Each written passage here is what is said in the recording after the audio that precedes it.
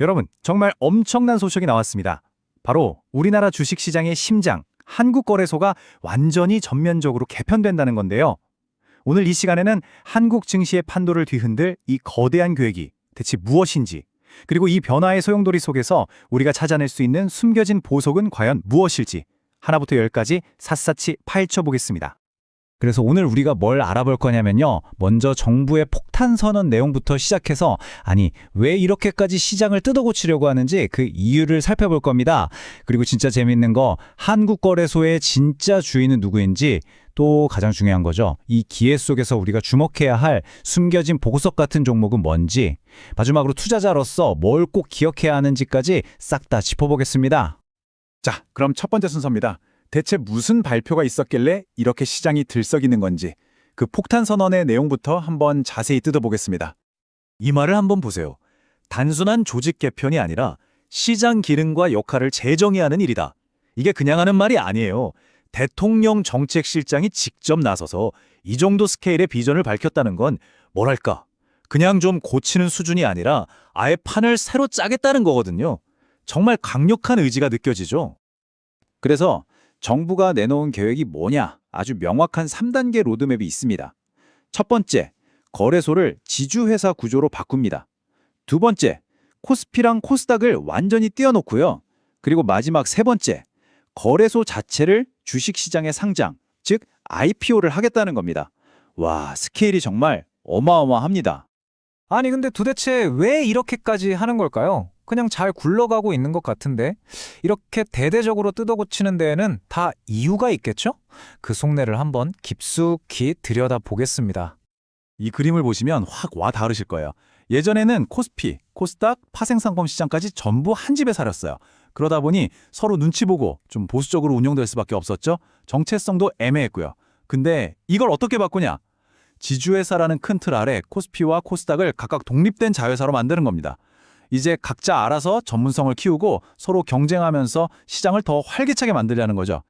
시장을 왜 굳이 나누냐고요? 첫째는 정체성 회복이에요. 지금 코스닥이 약간 코스피의 이브리그 같은 느낌이 있잖아요. 이걸 미국의 나스닥처럼 혁신 기업들의 진짜 중심지로 만들겠다는 겁니다. 그리고 또 하나, 상장 문턱을 좀 더 유연하게 만들어서 진짜 괜찮은 기업은 빨리 들어오고 좀 아니다 싶은 기업은 빨리 나가는 그런 역동적인 구조를 만들려는 거죠. 그럼 상장은 왜 할까요? 이게 진짜 중요한데 지금 거래소가 약간 공공기관 같은 느낌이 있어요. 그러다 보니 수익성이 글로벌 거래소들이랑 비교하면 10분의 1 수준밖에 안 됩니다. IPO를 해서 진짜 회사처럼 혁신도 하고 효율도 높이겠다는 거죠. 또 뉴욕증권거래소나 나스닥 같은 거대 거래소들은 이미 다 상장사거든요. 걔네랑 경쟁하려면 우리도 체급을 키워야죠. 한마디로 글로벌 선수로 뜨기 위한 승부수라고 보시면 됩니다. 자, 여기서부터가 정말 재밌어집니다. 거래소가 상장을 한다. 그럼 그 돈은 다 누가 벌까요? 이 거대한 계획의 진짜 수혜자, 한국거래소의 주인은 과연 누구일지 그 숨겨진 보물을 찾아 떠나보겠습니다.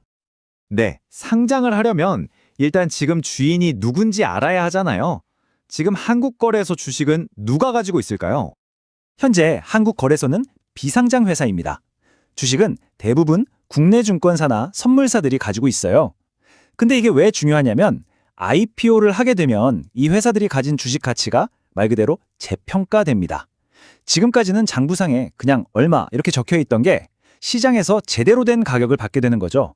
이건 그냥 숨겨진 보물 수준이 아니라 회사 장부 속에 묻혀 있던 유전이 터지는 것과 마찬가지예요.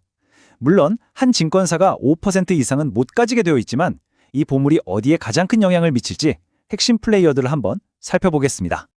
자, 드디어 오늘의 하이라이트입니다. 이 숨겨진 보물, 즉 거래소 지분을 가지고 있어서 IPO 때 가장 주목해야 할 6곳의 증권사들을 제가 콕 집어서 알려드리겠습니다.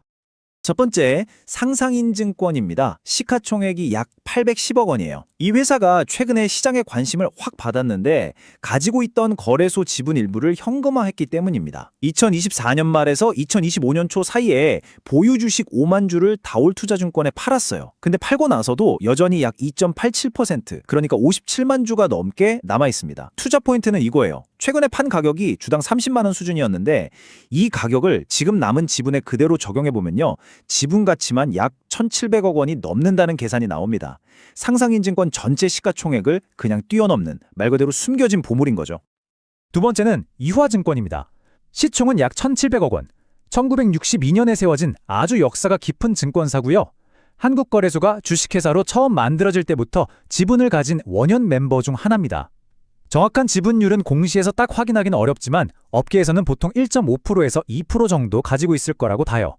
투자 포인트는 이겁니다. 유화증권은 시총도 작고 거래량도 적은 전형적인 자산주거든요. 만약 거래소 IPO가 현실이 돼서 이 지분 가치가 장부 가격이 아니라 진짜 시장 가격으로 재평가된다? 그러면 회사가 가진 자산 가치가 주가에 정말 어마어마한 영향을 줄 수 있는 그런 종목입니다. 세 번째, 다올투자증권입니다. 시가총액은 약 2,400억 원이고요. 이 회사는 요즘 한국거래소 지분을 확보하는데 가장 적극적인 곳이에요. 아까 말씀드린 상상인증권한테서도 5만 주를 추가로 사들이는 등 계속 지분을 늘리고 있습니다. 핵심 포인트는 이거예요. 시가총액이 2천억 원대인데 가지고 있는 거래소 지분 약 3% 정도로 추정되거든요. 이 지분의 시장 가치가 시가총액의 절반을 넘을 수 있다는 겁니다. 거래소 IPO가 되면 자산 가치가 가장 드라마틱하게 변할 수 있는 종목 중 하나로 꼽힙니다. 네 번째는 한양증권, 시가총액 약 2,700억 원입니다. 최근에 대주주가 KCGI로 바뀌면서 체질 개선을 하고 있는 곳이죠. 전통적으로 알짜 자산주로 불립니다. 핵심 포인트는 거래소 지분을 약 1.17% 가지고 있다는 점이에요. 한양증권도 덩치가 작기 때문에 거래소 지분 가치가 주목받기 시작하면 주가 탄력성이 굉장히 높을 수 있습니다.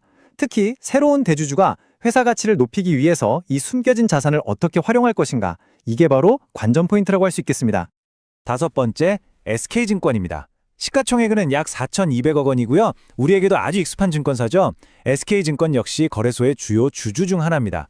핵심 포인트는 약 1.05%의 지분을 보유하고 있다는 건데요. 요즘 SK증권이 디지털 자산이나 토큰 증권, 그러니까 STO 같은 신사업에 굉장히 공을 들이고 있거든요. 이런 상황에서 거래소 지배구조가 바뀌고 상장까지 하게 되면 SK증권이 추진하는 금융혁신 사업들과 시너지를 내거나 아니면 사업에 필요한 투자금을 마련하는데 아주 큰 도움이 될 수 있습니다. 그리고 마지막 여섯 번째, 부국증권입니다. 시가총액은 약 7,400억 원으로 앞에서 본 회사들보다는 덩치가 좀 크죠. 하지만 보유한 거래소 지분율이 대형사 못지않게 높아서 반드시 주목해야 합니다. 핵심 포인트는 거래소 지분을 무려 약 3.26%나 가지고 있다는 겁니다. 이거는 삼성증권이나 미래에셋증권 같은 대형사들이 가진 것과 거의 비슷한 수준이에요. 부국증권은 전통적으로 배당도 많이 주고 현금도 풍부한 회사로 알려져 있는데 만약 거래소 상장으로 이 지분 가치가 현실화된다면 주주 환원 정책이 지금보다 훨씬 더 강화될 가능성이 아주 높다고 볼 수 있습니다. 자, 지금까지 말씀드린 6개 회사를 한눈에 정리해봤습니다. 상상인증권은 지분 가치가 시총보다 크고 유화증권은 전통적인 자산주, 다올투자증권은 지분 가치가 시총의 절반을 넘죠. 또 한양증권은 새로운 주인의 활약이 기대되고 SK증권은 신사업의 동력이 될 수 있고 부국증권은 주주 환원이 더 강해질 수 있다는 것. 이 표를 보시면 각 회사의 특징과 이 숨겨진 보물의 가치가 얼마나 큰지 한눈에 딱 들어오실 겁니다. 좋습니다. 그럼 이제 개별 종목 이야기는 잠시 접어두고 좀 더 크게 봐서 이 계획이 우리 시장 전체 그리고 투자자인 우리에게 어떤 의미가 있는지 한번 정리해 보겠습니다. 이 계획이 성공하면 우리 주식시장이 말 그대로 레벨업할 수 있어요. 첫째, 맨날 듣던 코리아 디스카운트 문제 해결에 도움이 될 수 있습니다. 시장이 투명해지고 효율적으로 바뀌면 당연히 외국인 투자자들도 더 믿고 들어오겠죠? 둘째, 새로운 투자 상품이 나올 수 있습니다. 예를 들어 지금 우리나라에서는 안 되는 단일 종목 레버리지 ETF 같은 것들이요. 마지막으로 혁신적인 기업들이 더 쉽게 상장해서 성장하는 그런 자본의 선순환이 만들어질 수 있습니다. 결국 이건 그냥 거래소 하나 바꾸는 게 아니라 우리 경제 전체에 활력을 불어넣는 일이 될 수 있다는 거죠. 자, 이렇게 한국거래소 개편이라는 거대한 계획을 쭉 살펴봤습니다. 정말 엄청난 가치를 만들어낼 수 있는 잠재력이 보이죠. 하지만 이 모든 게 현실이 되려면 아직 넘어야 할 산이 많습니다. 법적인 문제도 있을 거고 시장의 저항도 있겠죠. 과연 이 멋진 청사진이 현실이 될 수 있을까요? 그 과정에서 어떤 어려움들이 나타날까요? 앞으로 우리가 계속해서 지켜봐야 할 가장 중요한 질문이 아닐까 싶습니다.